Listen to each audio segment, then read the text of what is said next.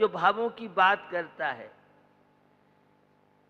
कैसे परिणामों से, भावों से किस तरह से कर्म का बंधन होता है, पाप कर्म के कारण क्या है, पुण्य के कारण क्या है, और पुण्य पाप से अतीत अवस्था एक शुद्धोपयोग की है, ये बताता है हमें कल्याण योग।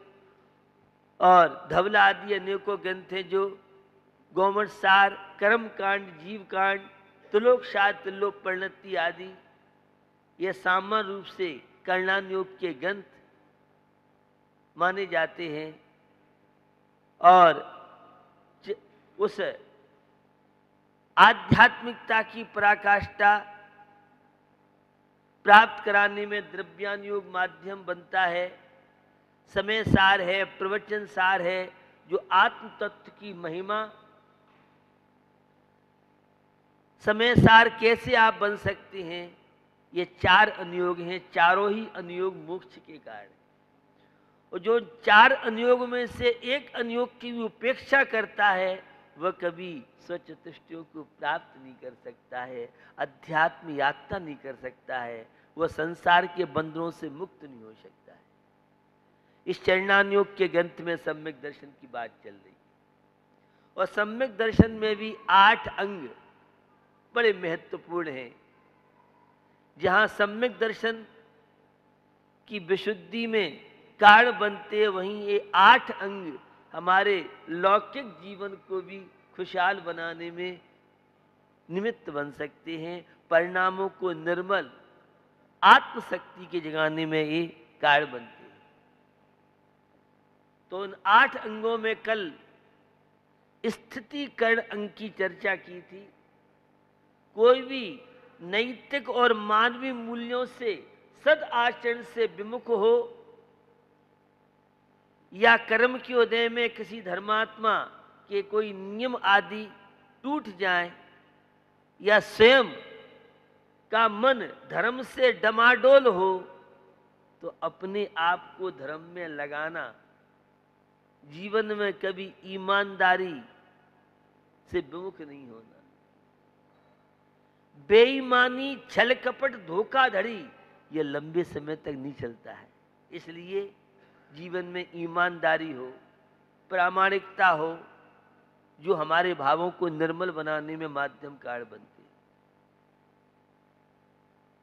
आज वात्सल्य अंग, जिसके अभाव में माइग्रेन जैसी बीमारी, आधा सिर दर्द जैसी बीमारी, ये तनाव की बढ़ती हुई दुनिया, जो बैर की, कषाय की, व्यसन बुराई की खेती करता है, वह उतना ज्यादा डिप्रेशन का शिकार और बीमारियों का शिकार हो सकता है। वात्सल्य, जिसमें कोई स्वार्थ नहीं हो, सभी साधर्मी भाइयों से प्रीति करना, और केवल मानव जाति से नहीं, पूरे विश्व के प्राणियों से प्रीति करना, वात्सल्य भाव रखना, मैत्री की भावना रखना, और निश्चय से आत्मा से प्रेम करना।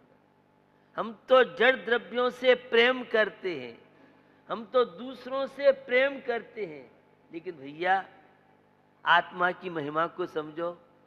ये राग, देश, मोह जितनी विकारी परिणति है, ये शत्रुता के प्रतीक हैं, ये अशांति में माध्यम बनेंगे, यह जीवन की शांति को भंग करने में माध्यम बनेंगे। इसलिए हमें यह नर जीवन मिला है, तो वात्सल्य को स्थान दीजिए। जहां स्वार्थ की गंध है, वहां प्रेम रूपी बगीचा उजड़ जाता है। संतान और माता पिता में कभी प्रेम नहीं हो सकता है, पति और पत्नी में कभी प्रेम नहीं हो सकता है। आपको सुन के बहुत आश्चर्य होगा, आप क्या कह रहे हैं? पति और पत्नी में प्रेम है, वह स्वार्थ को लिए हुए।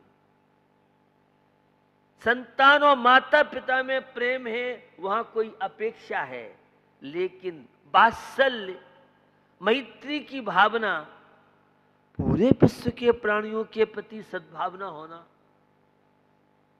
आयुर्वेदिक दृष्टि से देखें तो आपको स्वस्थ बनाने में ये मेडिसिन का काम, दवाई का काम कर सकता है। जितनी अच्छी भावना होगी, पवित्र भावना होगी, सभी प्राणियों के प्रति सद्भावना होगी, आप उतने स्वस्थ होंगे। आपकी नेगेटिव सोच पॉजिटिव में बन सकती है। बहुत कम लोग इन बातों को समझते हैं। आज नई नई जो रिसर्च वैज्ञानिकों के माध्यम से तथ्य आ रहे हैं कि हमें अपने जीवन में इस बैर की फसल, क्रोध की फसल, शत्रुता के कीटाणु रोगी बनाते हैं और मैत्री, वात्सल्य, सद्भावना, सबके प्रति उत्थान की भावना, आप सब अच्छी तरह से जानते हैं। तीर्थंकर कौन बनते हैं? संसार में सब प्राणी सुखी हो जाए। हमारे बुरे सोचने से सामने वाले का बुरा नहीं होगा, हमारे अच्छे सोचने से सामने वाले का अच्छा नहीं होगा। हम अच्छा सोचेंगे तो हमारा अच्छा जरूर होगा। ईर्ष्या, द्वेष, घृणा ये रोगी बनने का माध्यम बन सकते हैं। इसलिए सबके प्रति सद्भावना रखिए, क्षमाशील बनिए, नम्र बनिए। यह आत्मा की निधि है। मार्दव धर्म तो आत्मा का स्वभाव है और अहंकार ये विकारी परिणति है। तो उस वात्सल्य को लेकर चर्चा आचार्य समंत भद्र स्वामी कर रहे हैं। सयूथ्यान प्रति सद्भाव सनाथापेत कईतवा प्रतिपत्तिर यथा योग्यम वात्सल्यमवलप्यते। साधर्मी भाई के प्रति सद्भावना रखना और साधु, धर्मात्मा उस सब के प्रति यथा योग्य उनकी विनय करना, वैयावृत्ति करना, सेवा करना और अपने माता पिता को सम्मान बहुमान देना, पशु पक्षियों से भी सद्भावना रखना। जो आत्मा तुम्हारे अंदर है वही आत्मा एक पशु पक्षी के अंदर भी है। खटमल, मच्छर और जो हिंसक प्राणी हैं उनके प्रति भी दुर्भावना नहीं रखना। हमारी माताएं बाल की सफाई नहीं कर पाती हैं तो लीक जुए हो जाती हैं। खटमल नाम मन लो महाराज, सारी रात नींद हराम हो जाती है। हम खटमलों को मारते रहते हैं। हम मच्छरों से बड़े परेशान रहते हैं। अरे भैया तुम इतना माल ताल खाते हो और मच्छर एक दो खून पी जाए तो क्या बिगड़ेगा? वो खून पी जाए दिक्कत नहीं है, वो डेंगू स्वाइन फ्लू छूट जाता है, ये दिक्कत है। वो मलेरिया जैसी गिफ्ट हमें दे के जाता है। आप सफाई रखिए ताकि मच्छर पैदा ही नहीं हो। रोज इलेक्ट्रॉनिक मीडिया, प्रिंट मीडिया कह रही है सड़ा पानी, गंदा पानी नहीं होना चाहिए। मच्छर तो गंदगी में पैदा होते हैं। हम अपने कर्तव्यों से विमुख होते हैं और मच्छर दोषों को देते हैं। मुनि महाराज तो 22 परिस में 10 मसंग नाम का एक परिचय है जो सहन करते हैं। तो उन खटमल, मच्छर, लीक, अन्य जो कोई हिंसक प्राणी हैं उन्हें हमें तंग नहीं करना चाहिए। मेरे जीवन के बहुत कटु अनुभव हैं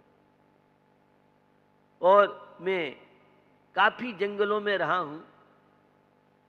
सरप और नोले, डंक बिच्छू, एक से एक सिंह जैसे प्राणी से हम लोगों का मिलना होता है, लेकिन मेरे जीवन की घटना नहीं घटी।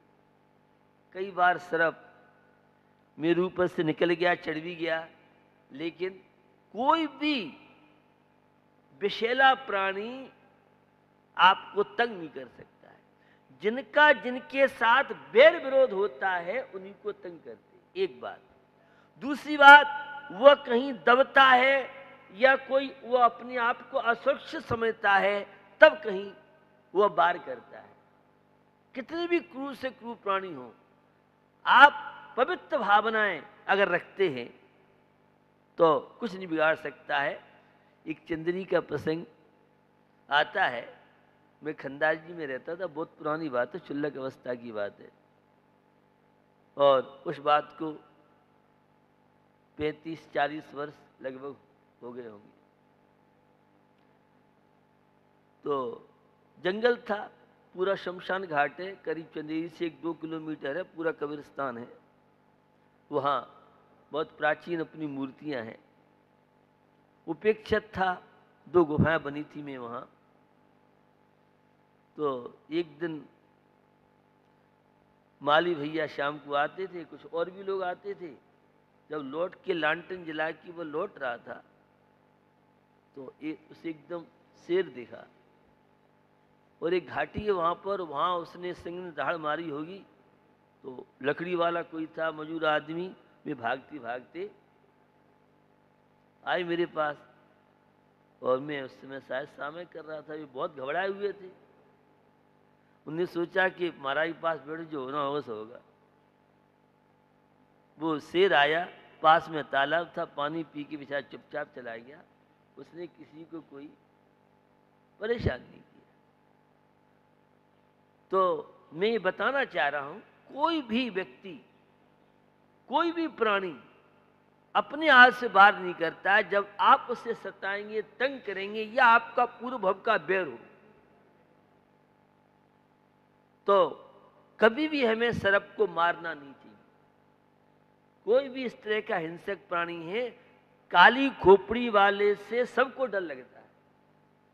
और पहले जंगलों में डर जो था वह हिंसक प्राणियों से डर था। आज डर है तो आदमी को आदमी से बहुत डर है। आज आप अनुभव करते हैं। लेकिन मैं एक आपको टेलीपैथी साइंस की बात बताना चाह रहा हूं। कोई व्यक्ति कितना भी आपके प्रति दुर्व्यवहार रखता हो, बैर रखता हो, कषाय रखता हो, सत्यता की भावना रखता हो, एक साइंस में टेलीपैथी आप सब जानते हैं अच्छी तरह से, आपके मन में सामने वाले के प्रति अच्छी भावना है तो सामने वाले के अंदर ऑटोमेटिक आपके प्रति अच्छी भावना बने। और आपके अंदर सामने वाले के प्रति दुर्भावना है तो बिना वायरलेस के, बिना मोबाइल टेलीफोन के ऑटोमेटिक उसकी भावनाएं बिगड़ जाएंगी। आपने सुना होगा महात्मा गांधी का ओरा आभा मंडल।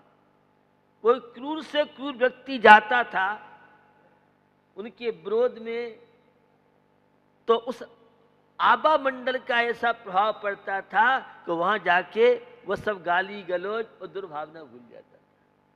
और इसका जीता जागता उदाहरण त्रिलोक परिणति और त्रिलोक सार में आप देखें, नेमीचंद स्वामी ने त्रिलोक सार में बताया है, और त्रिलोक परिणति में यतिवसव आचार्य ने बताया है। समोसण में रेट और कैट ये जन्मजात विरोधी होते हैं। सर्प और नौला, शेर और गाय, कभी मंदिर में आपने देखा होगा वेदी के सामने कहीं एक ही घाट पर शेर भी पानी पी रहा है और गाय भी पानी पी रही है। शेर का बच्चा गाय का दूध पी रहा है, गाय का बछड़ा सिंघनी का दूध पी रहा है। तो तीन लोक के नाथ तीर्थंकर प्रभु की ऐसी महिमा है कि समोषण में जन्मजात विरोधी जीव भी अपना बैर भूल जाते हैं। ये ओरा आज इसकी रिसर्च हुई है आभा मंडल की। हमारे यहाँ तो बहुत पहले ये सब चीजें शास्त्र में आती है। सबके प्रति अच्छी भावना भाव, ये मैं कहना चाह रहा हूं। कोई आपका बुरा भी सोचे, आपका अपकार भी करे, और आप उसे अपनी सद्भावना से, मैत्री की भावना से उसके बैर में कर सकते हैं। तो दुनिया में कोई हमारा विरोधी नहीं है, दुश्मन नहीं है। वो दुश्मन तो भैया हम ही अपने आप के हैं। ये क्रोध सबसे ज्यादा दुश्मन है हमारा। जिसे तुमने पाल रखा है, ये विकारी परिणति, खोटी भावना, ये 5 पाप, ये नशा का जीवन, ये व्यसन और बुराई, ये है सबसे बड़े शत्रु हमारे।